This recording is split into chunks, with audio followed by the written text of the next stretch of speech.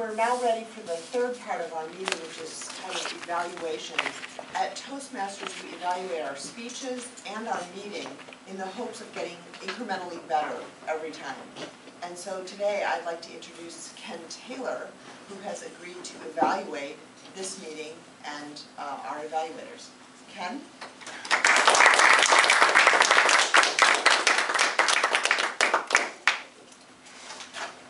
Well, first of all, the goal of the general evaluator is, like Linda said, to evaluate the general meeting, to try to improve the wheel that we've already got pretty well perfected here at Speakeasy, but just to polish some of the edges along the way. And we'll start off by helping one of our speakers polish their speech a little bit with a little feedback. And that feedback is going to come from John, and he's going to be evaluating Laura's speech. John Brace.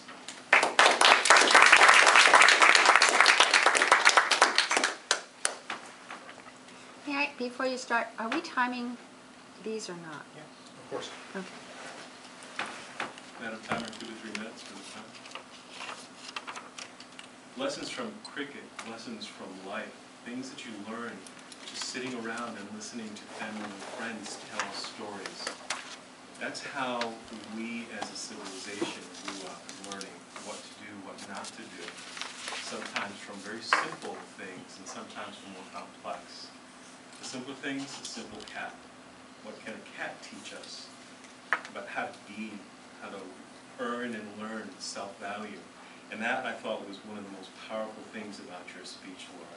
I loved the use of humor throughout your speech and just communicating and really bringing us to these moments back through your life with your cat. That was a wonderful wonderful technique to use, and I also really appreciated your casual style.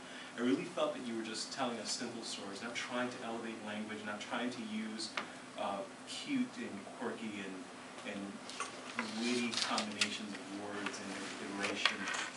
And I really appreciated that, and that went really well with what you were trying to say. The body of your speech gave us 3 lessons that you learned from your cat, and those were very important lessons to have learned. However, I felt that the meat overtook the speech, and you didn't give us a proper introduction. You said, these are, life's most important lessons come from outside of the classroom, and then you end it, and these were the 3 lessons, bam, bam, bam. I almost feel like you needed to give us a little more context to really round off the lessons learned, to really give us a sense of how these might apply to us, how you should always be on the lookout and always listening to what life has to teach us in places outside of the classroom, formal learning environments. And I also feel, and I would encourage you to connect your body to the words of your speech. You were speaking in a very casual manner, using casual language, and that was wonderful. But I feel like you were leaving on the table half of how we communicate, which is with our bodies, with our faces, with our hands.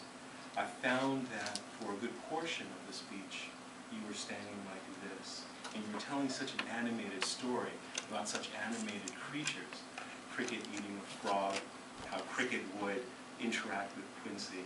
And I felt like I wanted to hear more, I wanted to see more, and I wanted to get more involved in the story in that way. I really appreciate the fact that you're bringing these personal stories into this public arena by giving us these lessons learned. But I would encourage you to actually go back to Cricket and see how she stood her ground and actually bring that here to the lecture. Mr. General Evaluator.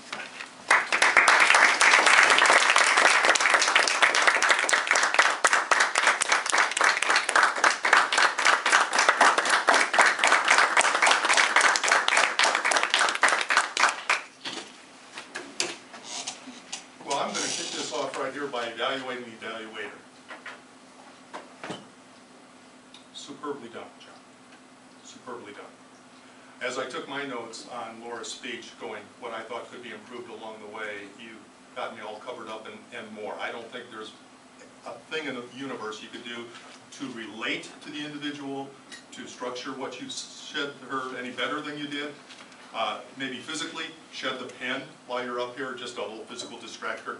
But I think your potential for greatness as the upcoming contests is written on the wall already. Good luck. Thank you very much, John. A lesson for all of us.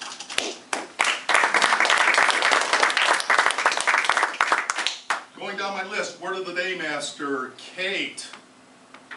Love it. Great size. Is it a word we can all pronounce? Yes. That's half the battle. Everybody gets up and if you can't pronounce it, you can't use it. It's pretty hard. And I think it's one that hasn't been used as much as it could be today. I think we had a lot of talent up here. And I'll place that little burden when you do present this, and as the Toastmaster should emphasize to us as we go into each different segment of the meeting, make sure we use the word of the day. It was a good size. Did we have? Yes, we have one up here. Excuse me. I'm sorry. The table topics. Heather, where's that? Heather made table topics her own, unlike no table topics we have ever experienced before. I'll hit you with the introduction was longer than I think it needed to be. I think a little condensation there, not wet, but smaller, would help out quite a little bit. But it had to be elaborated on so the audience thoroughly knew where you were coming from and where we needed to go. I think that we need to think outside the box. I think you did that very well. I think everybody was very well informed. I like the preparation that went in ahead of time. A lesson for all of us to take away here is prepare, prepare, prepare. I thought the entire table topics kind of stretched a little long in totality. Fortunately, today we had the time, but I think it could have moved along maybe just a little swifter in my personal. It got a little rough around like what was the purpose or the context of the speech the block party had. But that was quite minor at that. I think it was a huge learning experience for all of us. At this time, as I'm doing this a little haphazardly, I should say, can we get a timer's report on all things that need to be reported on timing? Yes. Laura's speech was 5 to 7 minutes. It was 5 minutes and 35 seconds. And Swarna's speech was 10 to 15 minutes, and it was 10 minutes 17 seconds, so both were in time. John's evaluation has 2 to 3 minutes, and it was 3 minutes and 10 seconds, so that was within time.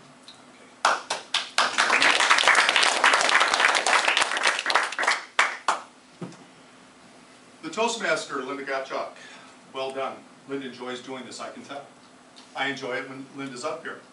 We did get started about 3 minutes beyond our scheduled start time with the lowering of the gavel at that time.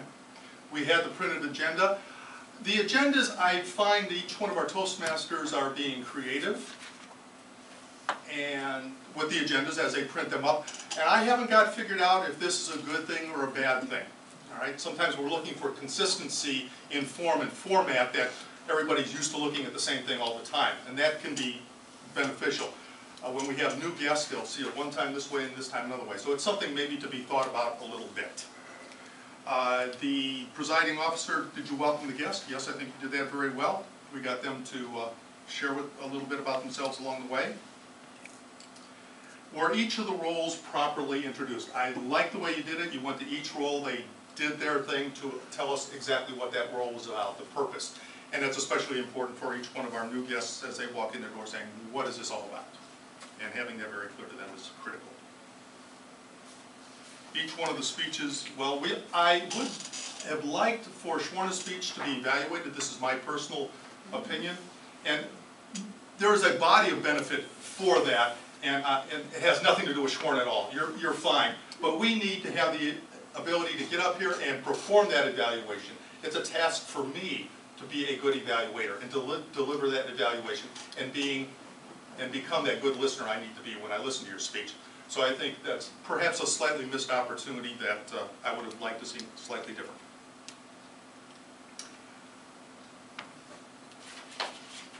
I'm almost afraid to do this now. But I'll ask for my grammarian report, and I forget from whom that's come. I think it's Michael?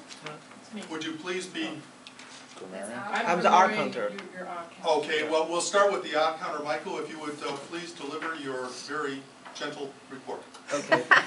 I'll just go with those whom I catch those R's. So Laura, I think there are 2 M and 1 so. Shwana, you have 1 M and 1 you know. Yeah.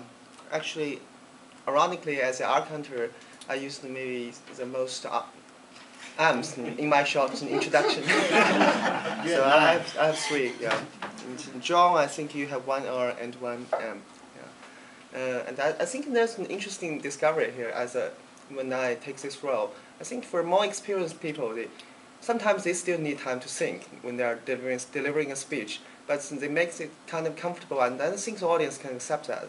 But for me, I think when I feel at a loss for something, I just instinctively go for the language crunch, kind of look for the R's and M's to fill the blank time. So that's perhaps something I can improve on. Yeah, thank you. Okay, Michael, thank you very much.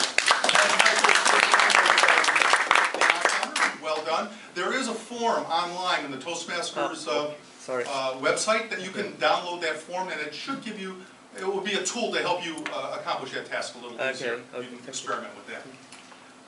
Lisa, if you'd be so kind to be the gentle grammarian. Sure. John? Here's another. You have such encouragement of the person you are talking about up at the lectern. I felt you had great eye contact with the whole group. I think you used the word sagacious. You have great pauses. Each word that you say appears to be deliberate. And it's very useful for the purpose that you're using it. Linda, you have a very natural ability up at the lectern. You have very clear speech patterns. You seem so comfortable. Your smile made me comfortable. You seemed relaxed.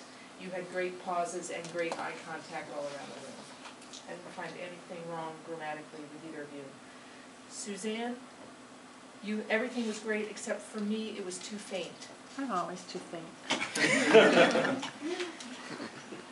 Drew, I had great, with an exclamation point, good pauses, and you had wonderful hand gestures. I can't remember now what they were. Oh, when you were doing the joke. Your hand gestures fit with the words you were using. Kate, you had great presence standing up and speaking to the group. I felt that it was something that you were good at, and you were when you were doing the word of the day, you were very well organized with it. It was a very good system of putting that together. Now I'm feeling like I'm an evaluator, used an example of the word that someone else used. I didn't really relate to that. I would have liked to have heard you use the word for yourself. Laura, your smile throughout, in the beginning, it warmed up the whole room. It made me feel like you were trying to have fun, or it seemed like you were having fun up there. You had 3 lessons. I knew when they were coming. You told us lesson number 1, 2, and 3 and what they were, and you repeated them back to us. You had good titles for the lessons. It was well planned out, good direction. You're so descriptive. I could see your cat. I could see your cat and how you relate with your cat. And then you did a great summary at the end. Swarna, I have a lot for you because it was a long speech. Great hand gestures, the boom, boom, boom with the heart. You did that several times. So as you said boom, boom, boom, you punched your hand like that, and that worked well. Grammatically, you said you forgot everything what you wanted to say. I think you fixed that, but that wasn't correct. You were good rise and fall of your voice. You went down in volume, and then you went up at times when it was necessary.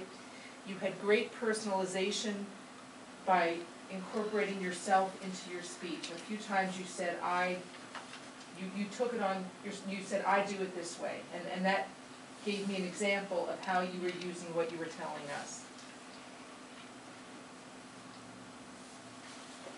You do this in your speeches, you say think about it. And I remember I commented about that before when I was grammarian on a speech that you did. I like that because when you tell me to think about it, I think about what you just said. You're instructing me and then I think about it. I like that. You apologized to us for not practicing enough. To me, that took away from what you were saying. And then you said, I'm spacing here. You said that someone else can do something better than you could explain. I know I'm taking a long time. Heather, you were a great teacher. I didn't find anything that was grammatically wrong. You seemed very natural, and you had great examples of everything. Oh, and I wanted to mention with you, you used a great phrase, building a library of memories. And you used your hands to stack up that library. And I saw that when you did that. Nicole? That's me. Okay. It was great, except you apologized to us. Yeah.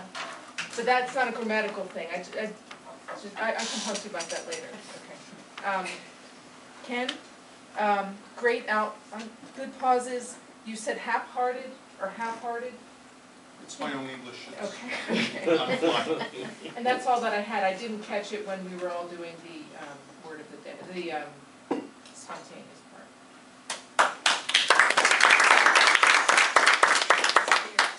Well, Lisa, as I wind this down, allow me to share an observation back with you. As grammarian, you're probably the hardest working grammarian in the room in the universe ever. And I think that try to just narrow your focus down to a little narrow focus, Right. because you went into reevaluating I people know. as opposed to, Right, okay? right. But your heart was there, your listening skills and your eye care just blossomed all over the Okay, place. thanks. Okay, well done. And time is always a constraint, Correct. so we're always working with that. At this point, I'll turn it back to Linda, our very capable Toastmaster.